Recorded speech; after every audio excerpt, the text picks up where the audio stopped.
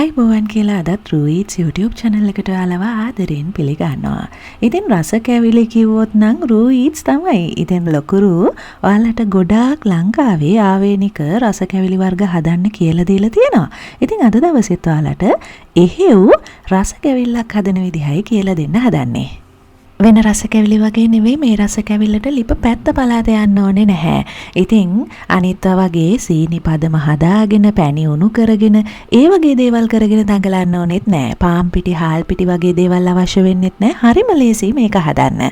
ඉතින් මුලින්ම හදන කෙනෙකුට උනත් වරදින්න නැතුව හදන්න පුළුවන් රෙසිපි එකක්. මුලින්ම අපි කරන්නේ මේ රස කැවිල්ලේ මිශ්‍රණය දාගන්න භාජනයේ පාර්ච්මන්ට් පේපර් එකක් දාලා හොඳට බටර් ගාලා ඒක සකස් කරලා පැත්තකින් තියාගන්නවා. ඊළඟට මෙහි ප්‍රධාන අමුද්‍රව්‍ය රුලන් ටික හොඳට කබලේ බැද ගන්න. මෙහිදී රුලන් ග්‍රෑම් 250ක් තමයි අපි අරන් තියෙන්නේ. මේකත් ගින්දර වැඩි කරගෙන කබලේ බදින්න එපා. සාමාන්‍ය ගින්දරේ තියාගෙන බැද ගන්න හොඳ සුවඳක් එනවා. අන්න ඒක තමයි පදම. දැන් රුලන් ටික පැත්තකින් තියාගෙන අපි වෙනම භාජනයක් අරගෙන ඒකට කුඩු කරගත් සීනි දා ගන්නවා. ඊළඟට කබලේ බැදගත්ත රුලන් ටික මේකට දාගන්නවා. ඉතින් සීනි ප්‍රමාණය ගැන කියන්න අමතකුණානේ. සීනි ඔයාලා කැමති ප්‍රමාණයක් දාගන්න පුළුවන්. ඔයාලා සීනි කන්න කැමති ප්‍රමාණය අනුව. ඉතින් මම නම් සීනි ග්‍රෑම් 50යි දාගත්තේ. ඔයාලා සීනි අඩු වැඩි කරගන්න එක ඔයාලගේ රස අනුව. ඊළඟට බටර් ග්‍රෑම් 50ක් අපි දාගන්නවා. බටර් ටික මේ ආකාරයට දිය කරලා තමයි එකතු කරගන්නේ. ඊළඟට වැනිලා එකතු කරගන්න පුළුවන් රස අනුව ලුණු දාගන්න. ඊට පස්සේ මේක හොඳට අතින් කලවම් කරන්න. අතින් කලවම් කරන්නේ හිමීට වතුර එකතු කරන ගමන්. ඉතින් මද රස්නේ වතුර දාගන්න ගමන් මේක හොඳට අතින් කලවම් කරනවා. ඉතින් මම මෙතනදී වතුර එකතු කරගත්තේ මෙච්චර ප්‍රමාණයකටයි කියලා කියන්න බෑ. ඔයාලට අතට පදම එනවා. අතට ඇලවෙන, ඒ කියන්නේ සීනිත් එක්ක හොඳට මේ රුලන් ඇලවෙලා අතට ඇලවෙන පදමක් එනවා.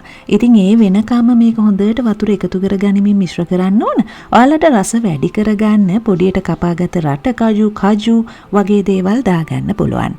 මම මෙහිදී ආමන්ඩ්ස් ටිකක් ඒ වගේම පොඩියට කපාගත මුද්දරක් පලන් ටිකක් දාගන්නවා රස වැඩි කරගන්න. ඔයාලට මේ රූපරාමු පෙළ බලාගෙන ඉන්නකොට පෙනෙයි වතුර දාන්න මේක එකට ගුලිය වගේ හැදෙනවා. දැන් මගේ අතටම මට දැනෙනවා හොඳට ඇලවෙන ප්‍රමාණයක්. ඉතින් එක ගුලියට එනකොට මේකේ පදම හරි. ඉතින් බලන්නකෝ ඉස්සරහදී මෙන්න මේ විදිහට තමයි එක ගුලියට එන්නේ.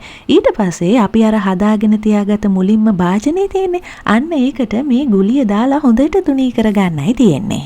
දැන් බලන්න අපි මේකට අමතරව හාල් පිටි එහෙම නැත්නම් පාන් පිටි මේ කිසිම දෙයක් දාගත්තේ නැහැ. හරිම ලේසි නේද හදන්න. ඉතින් ඒ වගේම තමයි රස කැවිලි හදනකොට ඔයාලා දන්නවනේ. ඉතින් සීනි උණු කරගන්නවා, පැණි පදම ගන්නවා.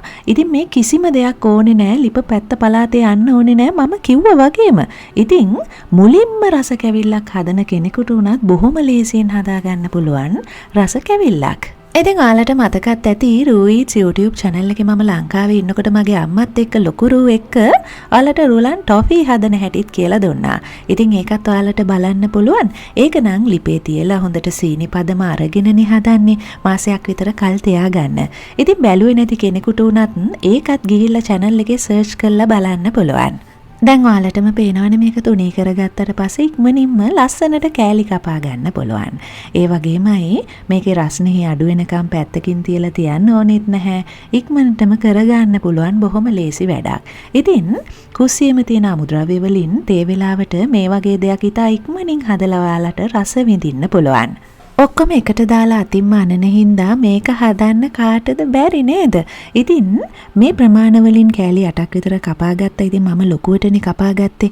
ඒ වගේමයි මේක සතියක් විතර ෆ්‍රිජ් එකේ දාලා තියාගෙන කන්න පුළුවන්. එහෙමනම් ওই විදිහට තමයි අද රසම රස රුලන් වලින් රස කැවිල්ලක් හදන විදිහ කියලා දුන්නේ. එහෙමනම් ඔයාලත් හදලා බැලුවොත් රස කියන්නත් අමතක කරන්න එපා. මේකේ රසය ගැන නම් කතා දෙකක් නැහැ. පුදුමාකාර රසක් තියෙන්නේ. ඔයාලත් හදලා බලන්න. හැදුවොත් කියන්නත් අමතක කරන්න එපා. channel එක තාමත් subscribe කරලා නැත්නම් subscribe කරන්න. එහෙමනම් අදට ගිහින් එන්නම්. ඔයාලා හැමෝටම සුබ දවසක්.